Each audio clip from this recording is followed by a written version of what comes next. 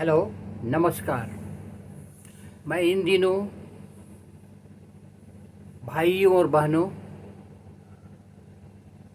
संविधान के विभिन्न आर्टिकल और विभिन्न आयामों के बारे में बता रहा हूँ। लगातार आप सुनते जाएं, पूरे भारत के संविधान को जान जाएंगे। भारत के हर नागरिकों का कर्तव्य है कि अपने संविधान के बारे में अच्छी जानकारी हासिल करें। आज मैं राइट टू इक्विटी, समता के अधिकार के बारे में बताऊंगा। समता का अधिकार आर्टिकल 14 संविधान का आर्टिकल 14 प्रत्येक व्यक्ति के इस मूल अधिकार का प्रतिपादन करता है कि उसे भारत के उस राज्य क्षेत्र में विधि के समक्ष समता और विधियों के समान संरक्षण से वंचित नहीं किया जा सकता। विधि के समक्ष सभी समान हैं और बिना किसी विभेद के विधि के समान संरक्षण के हकदार हैं। हमारे संविधान में लाए गए दो पद हैं, दो विधि हैं। पहला विधि के समक्ष समता और दूसरा विधियों का समान संरक्षण में विधि के शासन, रूल ऑफ लॉ और समान न्याय की अवधारणाएं सन्निहित हैं। जो भी विधियां बनाई जाए उनमें बिना किसी विभेद के सभी को समान संरक्षण देने का उपबंध होना चाहिए। आर्टिकल 14 का अंतर्निहित मार्गदर्शित सिद्धांत यह है कि एक समान परिस्थितियों वाले व्यक्तियों और चीज़ों के द्वारा प्रदत्त विशेषाधिकारों तथा आरोपित दायित्वों दोनों के संबंध में एक सा व्यवहार किया जाएगा। विधियां सभी पर समान दशा में लागू होना चाहिए। लैंडमार्क जजमेंट सुने। AIR 1952 SC 75 BC and company versus Union of India AIR 1973 SC 106।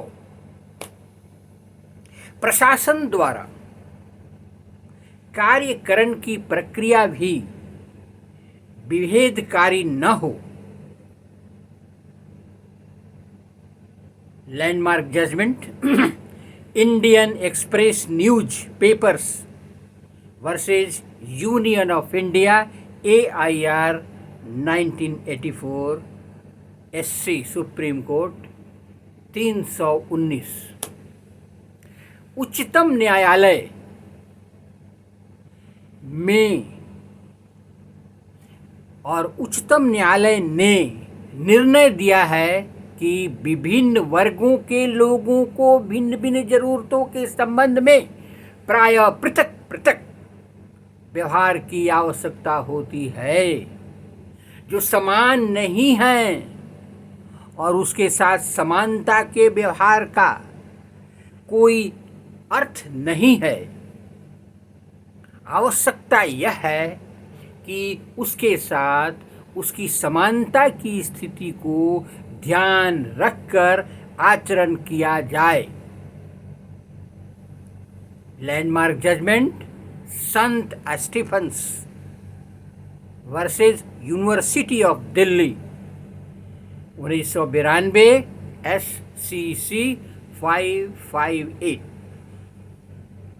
विधि मान्य होने के लिए दो शर्तों को अवश्य पूरा करना चाहिए, अर्थात वर्गीकरण एक ऐसी बुद्धिमत्तापूर्ण वैषम्य पर आधारित होना चाहिए, जो व्यक्तियों व वस्तुओं को जो एक समूह में रखी गई है, समूह से बाहर रखे गए व्यक्तियों या वस्तुओं से अलग दर्शाएं और विशिष्टतम का संबंधित कानून द्वारा प्राप्त किया जाए।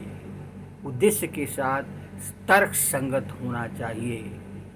जैसे West Bengal state versus Anwar Ali Sarkar AIR 1952। उच्चतम न्यायालय द्वारा प्रतिपादित नए दृष्टिकोण ने आर्टिकल 14 के प्रवर्तन क्षेत्र का विस्तार कर दिया है और अब दूसरे की तुलना में किसी भेदभाव का आरोप लगाने की जरूरत नहीं है। Landmark judgment AL Canada versus project and equipment corporation 1984। SCC 316। आप इंग्लिश में थोड़ी सी सुने। Doctrine of equity before law is a necessary corollary of rule of law, which provide in the Indian Constitution।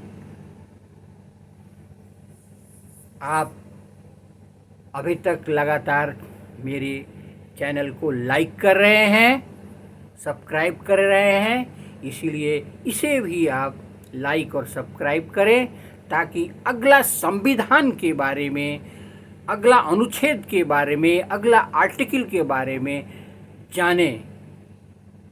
Bharat के संविधान के आर्टिकल के हर आयामों को, हर भारतीयों को जानना जरूरी है, अति आवश्यक है।